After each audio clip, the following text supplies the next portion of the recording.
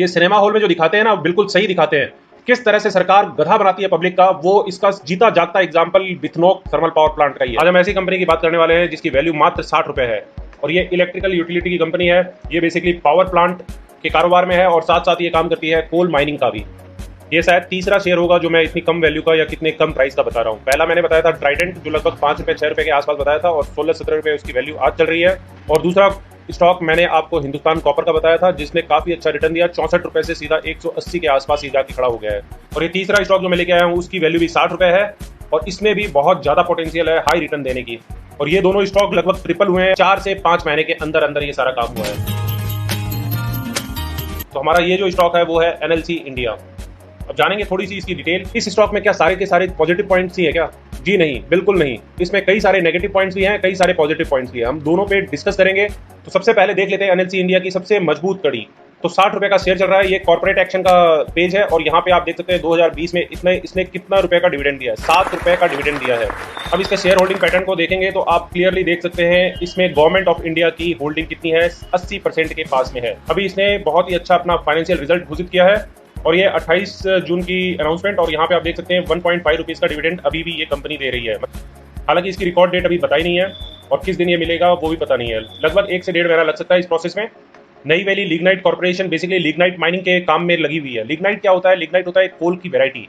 यह है कई सारी कोल की वेरायटी। इसमें से सबसे नीचे या सबसे लेस्ट प्रोडक्टिव जो कोल होता है उसका नाम होता है लिग्नाइट।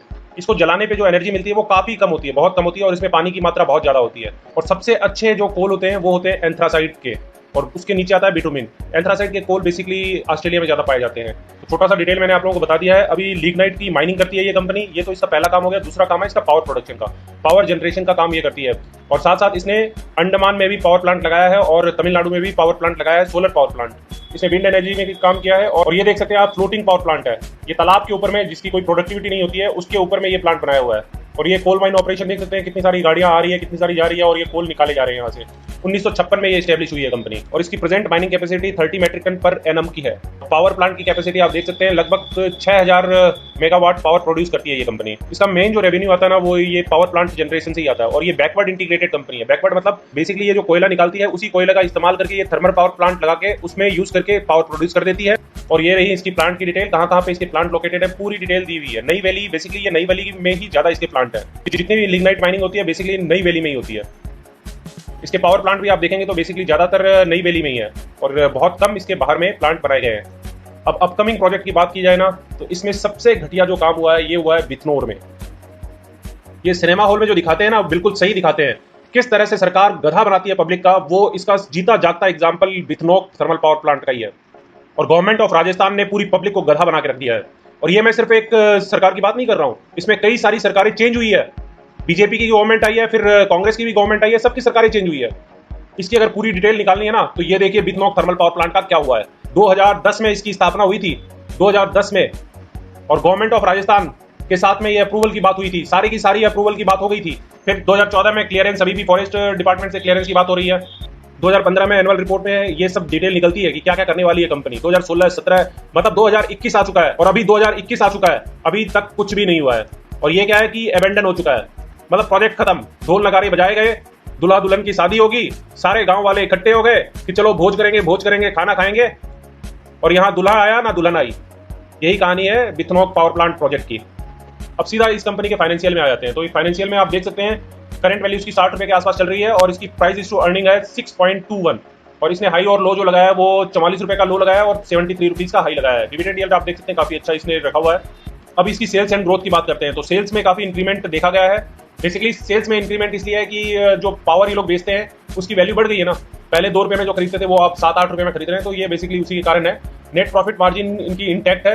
ये हाई पे मत जाइएगा, ये ऐसे पीक आते रहते हैं। इसका लगभग 10-15% के आसपास इसका नेट प्रॉफिट मार्जिन इस कंपनी ने मेंटेन किया हुआ है।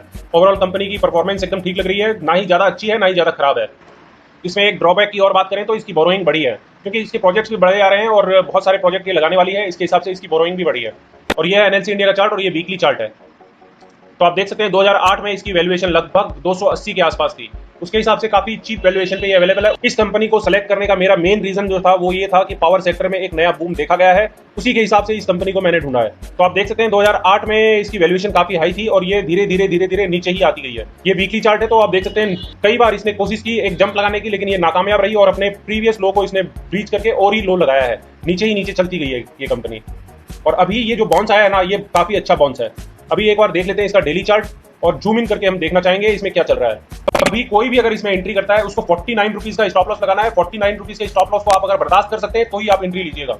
60 रुपए का शेयर चल रहा है, लगभग 11 रुपए की स्टॉप लॉस के साथ में आपको इसमें काम करना है। 20% का आपका लॉस इस कंपनी में हो सकता है। वहां पे अगर ये पहुंचे तो आपको एग्जिट कर जाना है, वहां पे आपको ज्यादा सोचना नहीं है। लेकिन इसमें जो पोटेंशियल है वो काफी ज्यादा पोटेंशियल है इस कंपनी में ऊपर जाने की।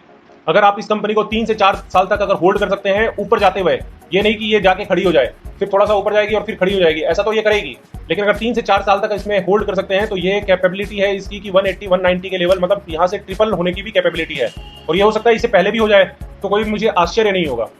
इसमें जो मैक्सिमम इन्वेस्टमेंट आपका होना चाहिए वो 5% से ज्यादा नहीं होना चाहिए। मतलब आपके पास अगर 100 रुपए है तो 5 रुपए से ज्यादा इस कंपनी में आपको नहीं डालना है।